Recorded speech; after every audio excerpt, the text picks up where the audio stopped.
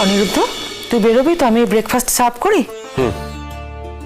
ও, তোমাকে তো একটা কথা বলতেই ভুলে গেছি। ওই মন্দির থেকে না পুরোহিত মশাই ফোন করেছিলেন। উনি বললেন যে তোমার জন্য উনি একটা আশীর্বাদী শাড়ি রেখেছেন। ওই শাড়িটা মন্দিরে গিয়ে তোমাকে নিয়ে আসতে হবে। আচ্ছা, তাহলে একটা কাজ করি, আমি অফিস যাওয়ার পথে তোমাকে মন্দিরে ড্রপ করে দেবো।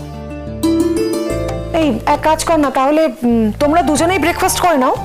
না না, আমি মন্দিরে যাওয়ার আগে খাই না। আপনারা বসুন, আমি বরং আপনাদের ব্রেকফাস্টটা দিয়ে দিচ্ছি। আমি বুঝতে পারছি না তুমি কেন এরকম করছো। তোমার বারবার অপমানিত হতে ভালো লাগছে? কেন কালকে গিয়েছিলে হোটেলে তুমি? কেন যাব না মম? অনিরুদ্ধ আমাকে অপমান করবে আর আমি ওকে ছেড়ে দেবো? অনিরুদ্ধকে আনসার করতেই হবে। কেন করলো এরকম? মলি, তোর সাথে যেটা ঘটেছে সেটা অন্যায়, সেটা আমরা সবাই জানি, সবাই স্বীকার করছি। কিন্তু তুই যেটা করছিস তাতে কি ক্লোজার পাবি? পাবি না। কিন্তু আমরা আছি তো, আমরা বড়রা আছি তো, আমাদেরকে ব্যাপারটা সামলাতে দে। ড্যাড, আমি না যথেষ্ট বড় হয়েছি। আমি নিজের রিভেঞ্জ নিজে নিতে পারি, ব্যাস। তোমার শুধু বয়সটাই বেড়েছে, একটুও ম্যাচিওরিটি আসেনি। যদি একটুও ম্যাচিওর্ড হতে তাহলে কালকে ওভাবে ওইখানে যেতে না তুমি। কেন ঈশানী, ও ভুল কি করেছে? সব থেকে বড় কথা, আজকালকার মেয়ে, আমাদের সময় তো নয় যে যা কিছুই হোক মুখ বুঝে মিষ্টি করে সহ্য করে নেবে। আর ও তো একা যায়নি, ওর সাথে ওর দাদুও তো গেছিল।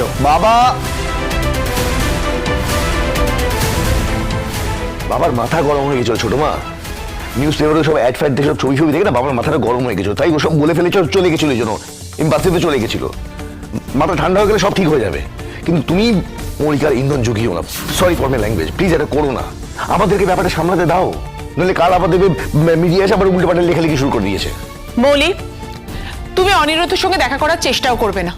ভুলে যেও না, এবাড়ির সম্মান রক্ষার দায়িত্ব কিন্তু তোমারও। ও, আমার জন্য এই বাড়ির অসম্মান হয়েছে? বিয়ে ভাঙলো অনিরুদ্ধ, আমাকে ঠকালো অনিরুদ্ধ, এমনকি বাড়ির প্রত্যেককে অসম্মান করলো অনিরুদ্ধ, কিন্তু দোষ হয়ে গেল আমার। তোমরা সব সময় সব কিছুতে আমার দোষ কেন দেখো মম? ভালো লাগে না আমার আর। মৌলি, আচ্ছা কি বলি বলো তো মেয়েটাকে? কিছুতেই বুঝতে চাইছে না। কিছুই বলো না ঈশানী, অতটুকু মেয়ে কত বড় একটা ধাক্কা খেয়েছে বলো তো। ওকে তো ধাক্কাটা সামলাতে একটু সময় নিতে হবে, তাই না? আর অনিরুদ্ধ শুধু যে মৌলির মন ভেঙেছে তা তো নয়, ও তো আমাকেও যাচ্ছে তাই করে অপমান করেছে। কি বলেছে? অনেক কথা বলেছে বিনাকি।